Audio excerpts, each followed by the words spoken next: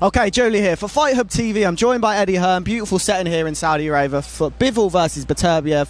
Let's get straight into it. Your man Shakur Stevenson against Floyd Schofield. We've interviewed Floyd yesterday and he called Shakur ignorant diva. He said he's going to mentally break him in this fight. How does your man make sure that doesn't happen? Yeah, I don't know, there's some wild stuff being spouted around. Let's hope he turns up, eh? I mean, you know, I think it's a really good fight. I like Floyd Schofield and I like his dad. I've never met him, but I like the way they're here. They're rolling the dice, and that's what you should be doing. He's a good fighter. Like, that's not an easy fight for Shakur, but I believe Shakur's special, and I think he'll win the fight. But yeah, let's hope they get in the ring on Saturday night. The energy's exciting around this fight. I saw Shakur walk up to Floyd while he was in an interview and he stuck his middle finger to him and then his dad, and they didn't know, there was no cameras when this was happening. I didn't have my phone out or anything. There is some kind of tension behind the scenes with passport issues with Floyd as well. Shakur really is trying his hardest to get in Floyd's head. He broke into his house and ripped out his signature page from the passport so he couldn't come to the presser.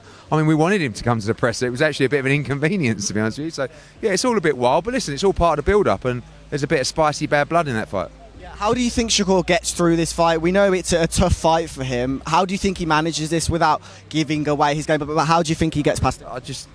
He adapts to everything. He's a sensational talent. For me, a pound-for-pound talent.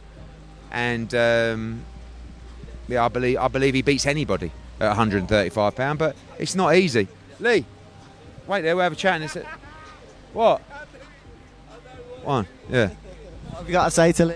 You might want it too. I know, go on. I want to get your thoughts on Oscar De La Hoya clowning Edgar Berlanga's undercard fight. You saw that, of course. Yeah, I mean, look, when he fought Canelo, he had a comeback fight on the undercard for a certain amount of money. We looked into a potential headline for him. Didn't work out for DAZN. So we're just doing what we said in the contract, what we all agreed to, which was to have a run out. He does that on Orlando on March 15th, and then we'll go from there. What's your plan with him? I think he's just going to want this fight and then jump into a big fight. So, you know, hopefully we can find out a way to move forward in the future. Final one from me, thoughts on the Dubois fight. Can he overcome this huge test? A lot of people say this is bigger than he's expecting in his own mind. How do you see this playing out? I think it's a very tough fight for both. I mean, you know, when you've achieved what Daniel's achieved, you can sometimes go two ways. You know, you can go to Brazil, you can make all those millions, and you can just go off the boil a little bit, or you can excel and go to the next level. I don't know what he's going to do, but I know this is good timing for Joe as a person. You know, good timing for his soul. So I think he's got a great chance in this fight. I think it's a 50-50 fight. I do favour Joseph Parker, but I like Daniel. I respect Daniel. I wish him best of luck for both. Thanks, Eddie.